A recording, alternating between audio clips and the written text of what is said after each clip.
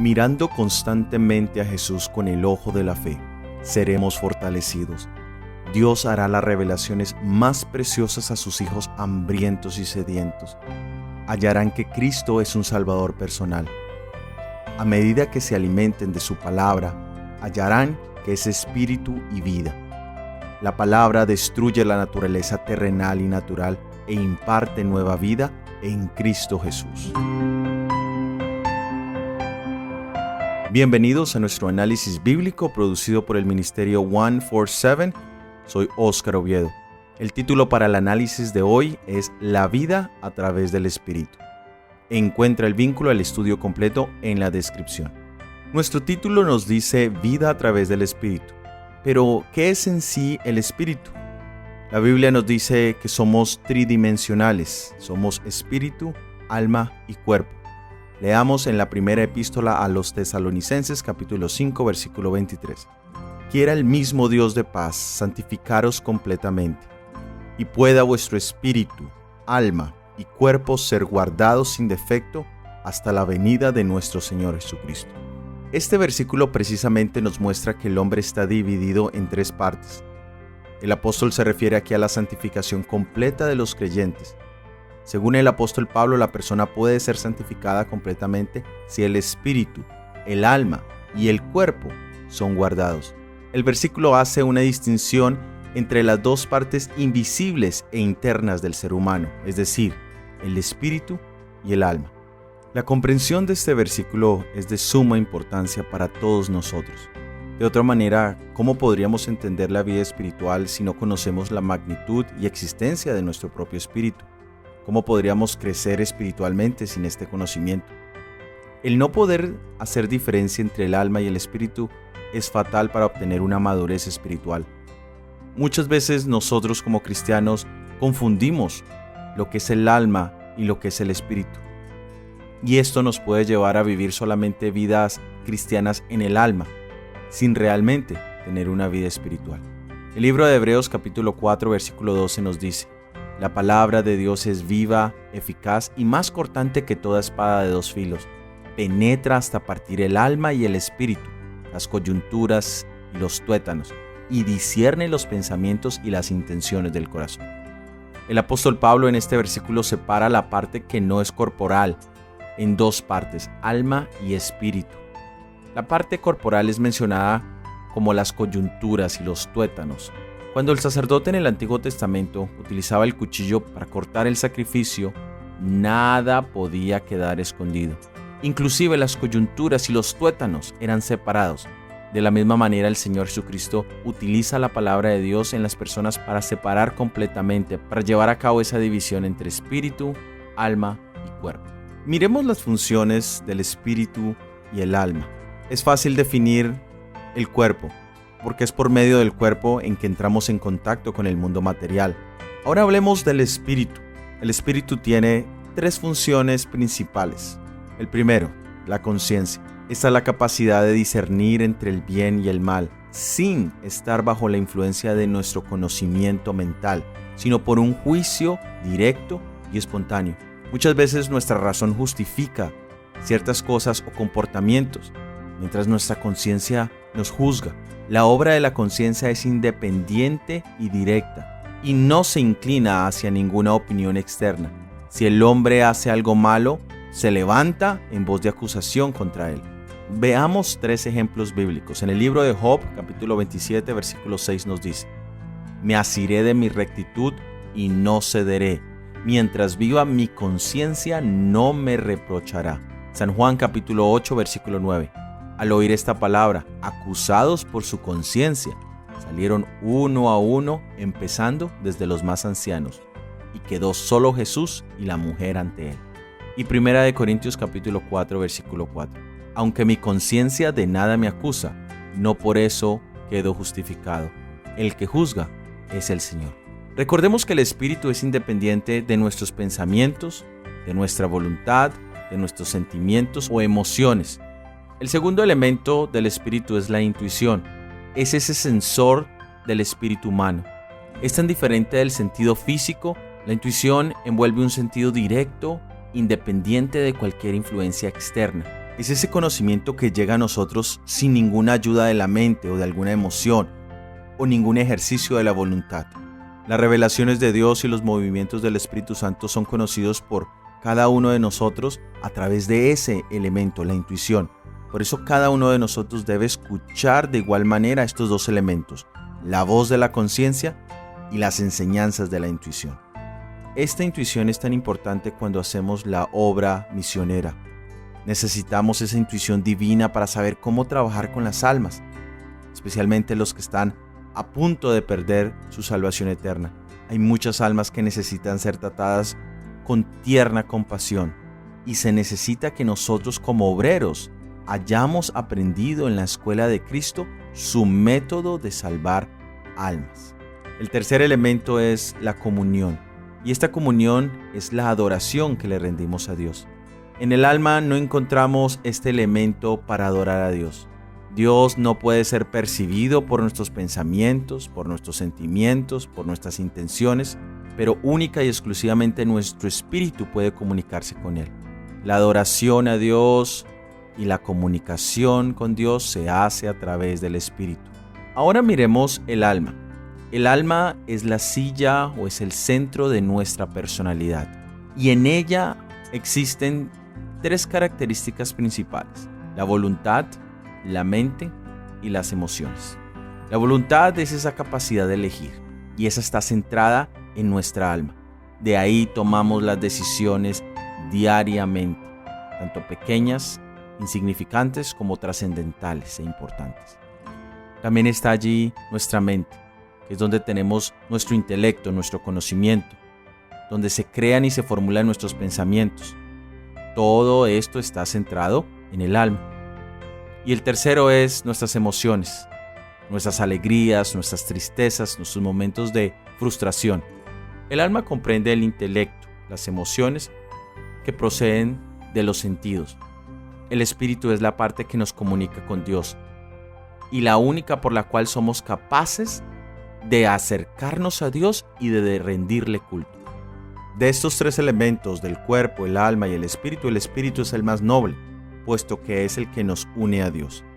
El cuerpo es el más bajo, puesto que se pone en contacto con la materia. Y el alma está en un medio que une a los dos. La obra del alma es mantener estos dos en un orden, en un balance apropiado, para que no se pierda la relación correcta que deberían tener.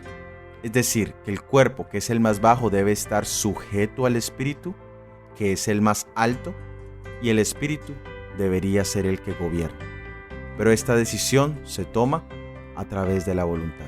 Sé que muchos de nosotros hemos escuchado el término las avenidas del alma, que se refieren a los sentidos. Pero ¿por qué se llaman las avenidas del alma si están en nuestro cuerpo? Es sencillo. Los 5 sentidos son canales o avenidas que tienen como destino final el alma. Y todos deberíamos custodiar esos sentidos, no sea que el enemigo obtenga victoria sobre ellos y contamine nuestra alma. Leamos en la matutina La fe por la cual vivo, página 138. Cada cristiano debe estar constantemente en guardia, vigilando todas las avenidas del alma, por donde Satanás puede hallar acceso. Debe orar por ayuda divina y al mismo tiempo resistir resueltamente toda inclinación al pecado. Podrá vencer por medio del valor, la fe y el esfuerzo perseverante. Pero recuerde cada cristiano que para ganar la victoria, Cristo debe morar en él y él en Cristo. Solamente por medio de la unión personal con Cristo, por la comunión con Él cada día y cada hora, es como podemos llevar los frutos del Espíritu Santo. Leamos en 1 Corintios capítulo 3, versículo 16. ¿No sabéis que vuestro cuerpo es templo de Dios y que el Espíritu de Dios mora en vosotros? Aquí compara nuestro cuerpo con el templo de Dios, con el santuario. Y sabemos que el santuario estaba dividido en 3 partes. La primera parte era el atrio externo, el cual era visto y visitado por todos. Todo servicio externo era realizado en este lugar. Más adentro encontramos el lugar santo, al cual solamente los sacerdotes podían entrar para presentar aceite, incienso y para tener acceso a los panes de la proposición. Y aunque el lugar santo estaba mucho más cerca de la presencia de Dios aún. No era el lugar donde se manifestaba su presencia. Dios habitaba en un lugar mucho más profundo llamado el lugar santísimo. Nosotros somos el templo de Dios. Y de la misma manera tenemos 3 partes. El cuerpo es ese atrio exterior, que es visible para todos. Tenemos después el alma como esa parte interna del hombre, la cual comprende las emociones, la voluntad y la mente. Pero en lo más profundo, detrás del velo, está el lugar santísimo al cual ningún ojo podía penetrar. En ese lugar secreto del Altísimo es donde habita Dios. Y no puede ser alcanzado por el hombre a menos que Dios corra ese velo. Esta es la parte espiritual que todos nosotros tenemos. Ahora vamos a leer en el libro de Romanos capítulo 8 versículos 1 y 2. Ahora pues, ninguna condenación hay para los que están en Cristo Jesús, los que no andan conforme a la carne, mas conforme al Espíritu, porque la ley del Espíritu de vida en Cristo Jesús me ha librado de la ley del pecado y de la muerte. Aquí el apóstol Pablo nos habla de caminar, de andar, de un movimiento continuo que me permite movilizarme hacia una meta. Si mi meta es espiritual, debo ejercitar mi espíritu en Cristo Jesús. Si mi meta es carnal, solo debo dejar que mi cuerpo sea el que controle absolutamente todo. Pero es interesante que el alma es la que toma la decisión qué camino he de caminar. Si es mi carne, voy a dejar que mis ojos, mis oídos, mi gusto, mi tacto, mi olfato sean los que me guíen. Pero si es mi espíritu el que va a controlar, debo establecer una comunión con Dios. Debo aprender a depender de Dios. Y solo el sacrificio de Jesucristo me da vida y me libera del pecado y de la muerte para poder entrar en esa comunión con Él. Sigamos leyendo los versículos 3 y 4.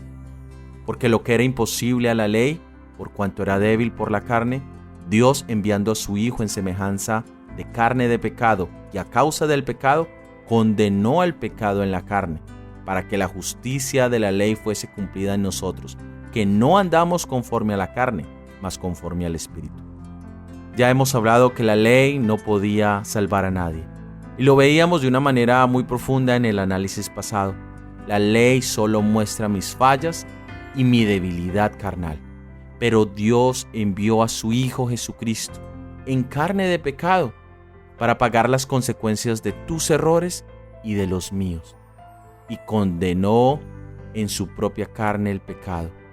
El sacrificio que Él hizo era lo que yo merecía. Él pagó mi precio. Y cuando nosotros por alguna razón decidimos rechazar ese sacrificio maravilloso de Jesús, estamos diciendo que queremos recibir personalmente lo que Jesucristo recibió. Es un rechazo directo del amor más grande que podamos experimentar. Y todo ese sacrificio fue hecho para que la justicia de la ley fuera cumplida. Sabemos que la ley no podía ser abolida, pero tampoco podía ser cumplida en nuestro estado caído. Ahora es Jesús en quien ahora podemos guardarla. Con Él soy más que victorioso, mi hermano. Sigamos leyendo los versículos 5 y 6 de Romanos capítulo 8. Porque los que viven conforme a la carne, de las cosas que son de la carne se ocupan, mas los que conforme al Espíritu, de las cosas del Espíritu. Porque la intención de la carne es muerte, mas la intención del Espíritu, vida y paz. Aquí el apóstol Pablo pone en contraste el vivir conforme a la carne y el vivir conforme al Espíritu. Ya en la introducción hablábamos de lo que significa el Espíritu, de lo que significa el alma y lo que significa el cuerpo. Ahora la pregunta, mi hermano, mi hermana, ¿dónde está mi enfoque hoy en día? ¿Está en la parte carnal? ¿Está en los placeres, en las actividades? Especialmente ahora que viene diciembre. ¿Estoy pensando en mis éxitos financieros o en los proyectos financieros que tengo para el nuevo año que se acerca? ¿O estoy tratando de buscar el favor de Dios? Estoy buscando las bendiciones que Dios tiene para mi alma. ¿Estoy yo vinculado a los planes que Dios tiene para mí? Y el apóstol Pablo dice que los planes carnales son muerte. Y son muerte porque son la separación del que nos puede dar vida. Los planes del Espíritu, dice, son vida y son paz. Qué maravillosa expresión la que el apóstol Pablo hace en este pasaje. Solo en Jesús hay vida y solo en Él hay paz y paz verdadera. Leamos en los versículos 7 y 8. Por cuanto la intención de la carne es enemistad contra Dios, porque no se sujeta a la ley de Dios, ni tampoco puede. Así que los que están en la carne no pueden agradar a Dios. El permitir que mi cuerpo, que mis pasiones, que mis inclinaciones sean las que me controlen, no solamente me lleva a la muerte, sino que me pone en una abierta enemistad contra Dios. Esto debería hacernos reflexionar, que cuando estamos caminando en la carne, estamos declarándole la guerra a Dios. ¡Qué terrible cosa! Bien lo dice el proverbista en el capítulo 15, versículo 8. El sacrificio de los impíos es abominación a Jehová. Esta es una abierta declaración de enemistad contra Dios, porque la carne no puede someterse a Dios. Y hay muchos cristianos que intentan pasar de la carnalidad a vivir en el alma, es decir, a tratar de controlar sus mentes, a tratar de hacer decisiones sabias, a tratar de suprimir sus emociones, pero no han tenido esa conexión espiritual. Sigue siendo el yo, sigue siendo su personalidad la que controla su vida, aún su vida, entre comillas, espiritual o religiosa. Y es triste pensar que aunque conozcamos o entendamos mucho de religión, podemos seguir siendo enemigos de Dios, porque no es el Espíritu el que gobierna nuestras vidas, sino son nuestros pensamientos, son nuestras emociones. Seguimos nosotros en el control de todo lo que pasa en nuestras vidas. Continuemos leyendo en el libro de Romanos capítulo 8 versículos 9 al 11. Mas vosotros no estáis en la carne, sino en el Espíritu, si es que el Espíritu de Dios mora en vosotros. Si alguno no tiene el Espíritu de Cristo, el tal no es de él. Empero, si Cristo está en vosotros, el cuerpo a la verdad está muerto, a causa del pecado, mas el Espíritu vive a causa de la justicia. Y si el Espíritu de aquel que levantó a los muertos, a Jesús, mora en vosotros, el que levantó a Cristo Jesús de los muertos, vivificará también vuestros cuerpos mortales, por su Espíritu que mora en vosotros. Pablo nos recuerda que la carne está crucificada y por lo tanto muerta legalmente, pero que el Espíritu está vivo y con toda la energía espiritual para cumplir la voluntad de Dios. Y ahora la gran pregunta, mis hermanos, ¿cuál es la voluntad de Dios? A veces perdemos el norte de nuestras vidas porque minimizamos el plan de salvación. Solo pensamos que Jesús nos salva de la muerte eterna, nos promete vida eterna, pero mientras Él regresa, yo puedo, en el nombre de Jesús, seguir llevando a cabo mis propios planes. Y esto es muy triste. Jesús es nuestro ejemplo. ¿Qué misión, qué propósito tenía Jesús en la tierra? Cumplir la voluntad de su Padre. ¿Y cuál era esa voluntad? ¿Cuál era esa misión encomendada por su Padre? Era la de servir, servir y servir. Sigamos leyendo en Romanos capítulo 8 versículos 12 y 13. Así que, hermanos, deudores somos, no a la carne, para que vivamos conforme a la carne. Porque si viviereis conforme a la carne, moriréis. Mas si por el Espíritu mortificáis las obras de la carne, viviréis. Pablo enfatiza en este pasaje que tenemos una deuda, y no es con la carne, sino con el Espíritu. Durante el ministerio de nuestro Señor Jesucristo, Él hizo un milagro maravilloso a 10 leprosos que se acercaron a Él. Pero es interesante que después de recibir la sanación, de recibir la vida otra vez, solo uno quiso darle la gloria a Dios. Solo uno quiso agradecerle a Jesús. Y es aquí donde nos preguntamos, hemos conocido del Salvador, se nos ha ofrecido salvación y vida, se nos ofrece perdón y vida eterna. ¿A quién le damos la gloria? ¿A quién le damos el agradecimiento? ¿A quién glorificamos con nuestros planes, con nuestros trabajos, con nuestras actividades? ¿Quién se lleva la honra? ¿quién se lleva la gloria? Sigamos leyendo en Romanos capítulo 8, versículos 14 al 17. Porque todos los que son guiados por el Espíritu de Dios, los tales son hijos de Dios. Porque no habéis recibido el espíritu de servidumbre, para estar otra vez en temor, mas habéis recibido el espíritu de adopción, por el cual clamamos Abba Padre. Porque el mismo Espíritu da testimonio a nuestro espíritu que somos hijos de Dios.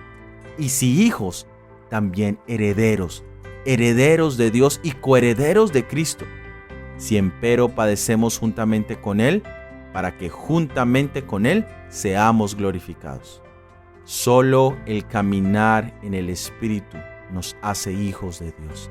Solo el mantener esa comunión, esa vida espiritual, nos da el privilegio de ser hijos de Dios.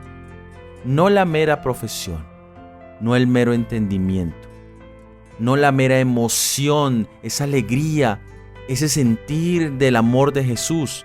No, mi hermano, no es el haber hecho la oración de salvación, no es el hecho de habernos bautizado, no, sino que mi vida sea el resultado de la guía del Espíritu de Dios en mi corazón y en mi mente. Y allí realmente pueda yo reconocer a Dios como mi Padre. Y como soy hijo de Él, Él ha prometido darme todo lo necesario para que cumpla y viva una vida como la de un hijo de Dios. Dios quiera ayudarnos a ver ese camino que Jesús ha marcado para ti y para mí.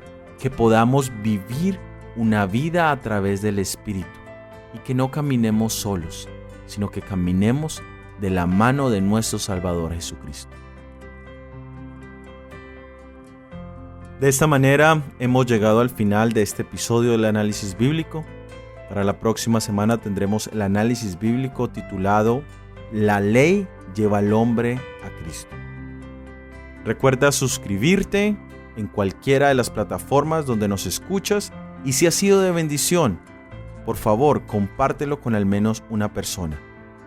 Déjanos tus opiniones en los comentarios y que Dios te bendiga. Amén.